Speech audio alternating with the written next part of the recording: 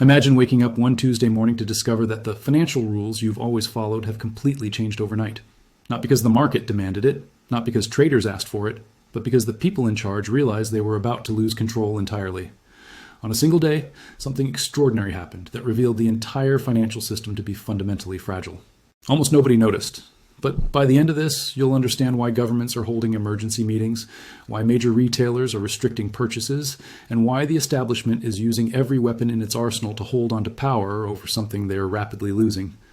For decades, one particular metal has been the invisible foundation of our modern world. It's the best electrical conductor on Earth. It's essential for your smartphone, for satellites, for renewable energy, for advanced defense tech, and for making semiconductors.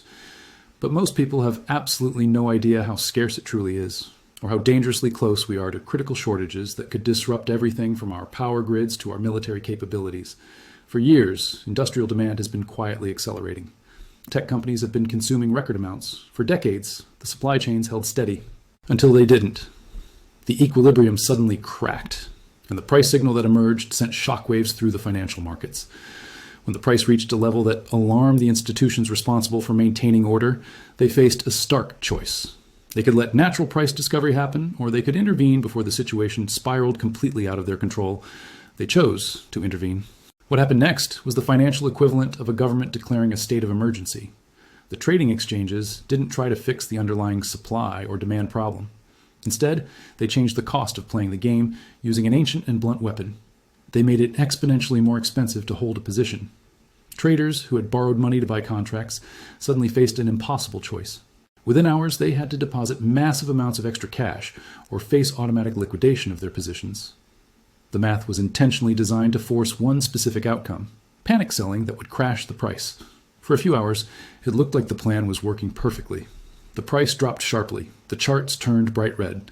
Fear spread like wildfire across online forums where people discussed their holdings. It seemed the establishment had successfully reasserted control. Victory was within their grasp. Then, at the most critical moment, something completely unexpected happened. The price found support, but not from the leveraged traders who were being wiped out by margin calls. It came from a totally different category of buyers. These buyers operated under a completely different set of rules, and they didn't care about margin requirements because they weren't using borrowed money.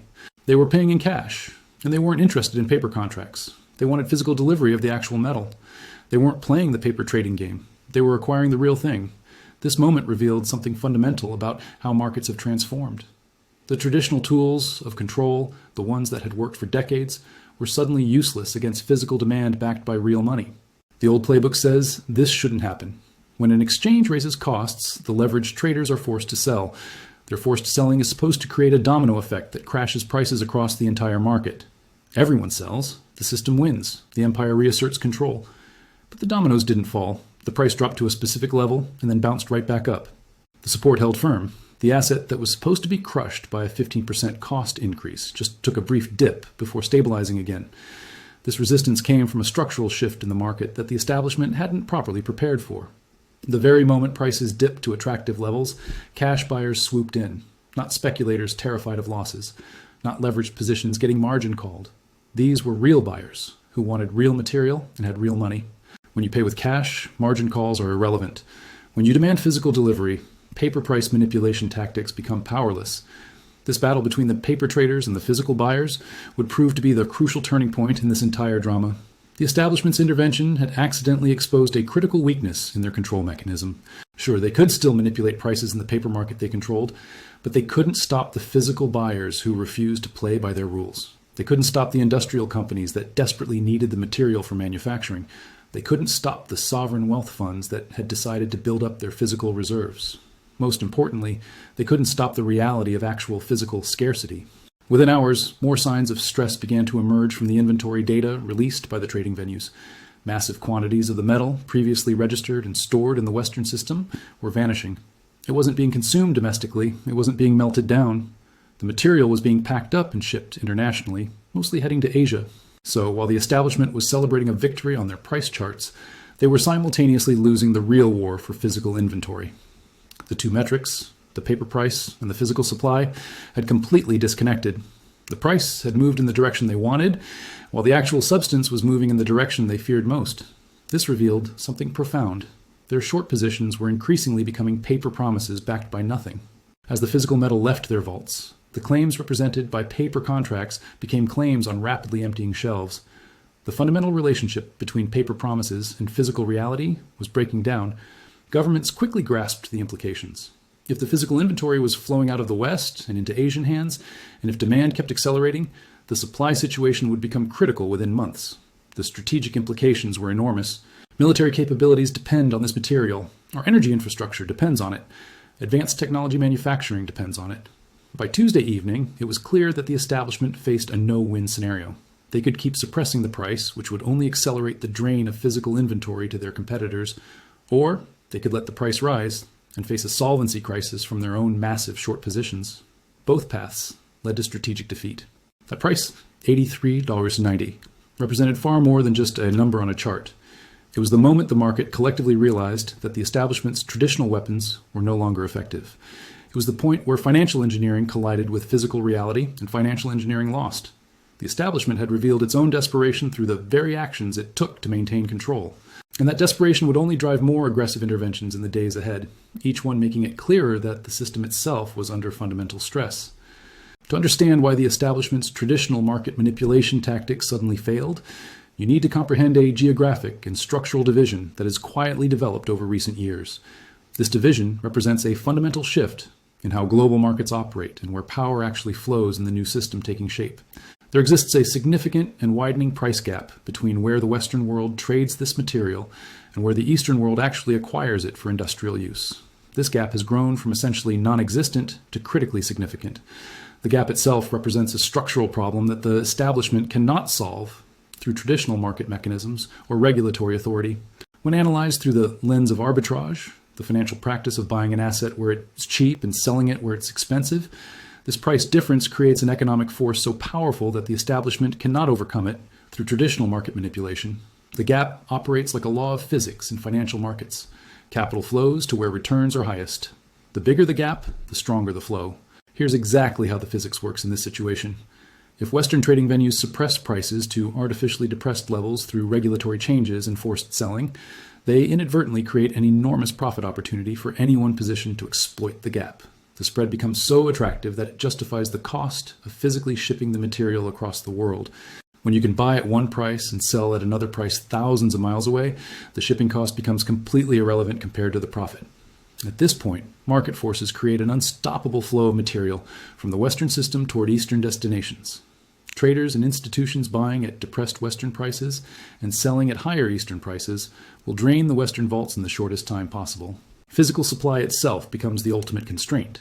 The very tool designed to maintain control, price suppression, becomes the instrument that triggers the outcome the establishment most fears.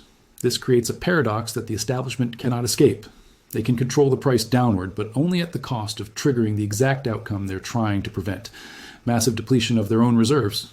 They can allow the price to rise, but only at the cost of facing solvency crises on their short positions. The mechanism designed to maintain their control becomes the instrument of their defeat. Every move they make pushes them toward one catastrophic outcome or another. Exactly this dynamic manifested in real time on that Tuesday. When the trading venue announced the new participation costs, the price fell as expected. Charts turned red. Fear appeared in online communities. For a brief moment, it appeared the traditional playbook would work and control would be restored. But within hours, the inventory data contradicted the narrative the establishment was promoting. Massive quantities of material that had previously been registered in the Western system, theoretically backing paper contracts and supposedly available for delivery, simply vanished from the system, not melted down, not consumed, disappeared entirely into shipping containers headed toward Asia. While the establishment celebrated a price victory on the chart, they were losing the actual war for inventory. The two critical metrics had completely decoupled. The price had moved in their preferred direction, while the physical substance moved in their worst direction. Their victory on the chart was their defeat in reality. This revealed something the establishment desperately wanted to deny. Their short positions were increasingly backed by contracts that had no physical material supporting them. The claims on physical reserves were becoming claims on increasingly empty reserves. As inventory continued flowing outward, the mathematical foundation of their entire position was eroding. Subsequent inventory reports continued showing the same pattern: material flowing out, warehouses emptying, the physical scarcity becoming visibly acute despite the paper price decline. The traders participating in the system were responding rationally to information they possessed. The material might not actually exist when delivery arrived. The traditional tool, suppressing price through regulatory changes, had lost its power because the underlying problem was structural, not psychological. You cannot regulate away an actual shortage of physical material. You cannot force traders to continue participating in a system where the physical inventory they're supposed to receive might not actually exist when the time comes to take delivery. The price floor created by the geographic arbitrage represents a boundary condition that fundamentally changes how markets function. Think of it mathematically. If the Western price falls below a certain threshold, the arbitrage gap becomes so attractive that material must flow east. This flow continues until either the Eastern price falls to match the Western price, or the Western reserves become depleted. One of these outcomes must occur mathematically.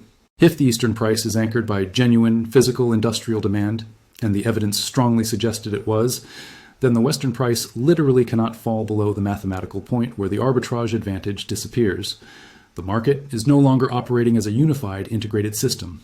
It's operating as two parallel systems with a one-way valve connecting them. Material flows from west to east when the mathematics makes it attractive, but the flow only goes one direction. From the establishment's perspective, this represents a fundamental loss of control. They could no longer crash the price across the entire market. They could only crash it in their segment. And crashes in their segment would trigger the exact depletion they were trying to prevent. They were trapped in their own mechanism.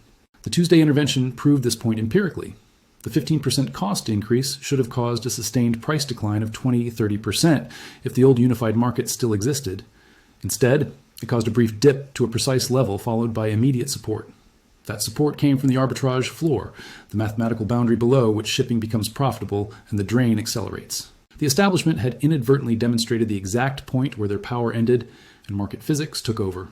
Their weapons had become ineffective against the structural division of the market. The geographic split meant that no amount of regulatory authority could force compliance from buyers operating in a different system with different rules and different incentives. Have you ever noticed what happens when the usual rules of the game stop working? When the big players, the institutions, can't get what they want using their normal tools, they resort to their final option. They start changing the rules for everyone else. They lock the doors. If they can't control the price and they can't buy up enough supply, their last resort is to simply stop you, the public, from playing at all. This isn't done with a big, flashy announcement. No, it's much quieter.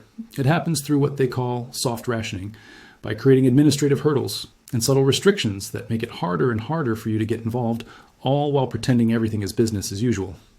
The events we saw last Tuesday marked a major shift. This was the moment we entered that final phase. We saw major retail outlets, places that just a day before were happy to sell you as much as you wanted, suddenly slam on the brakes. Strict limits on how much you could buy. 1 transaction per member. Hard caps on the total number of items. They told us it was for inventory management. But the real reason? They were terrified of running out completely.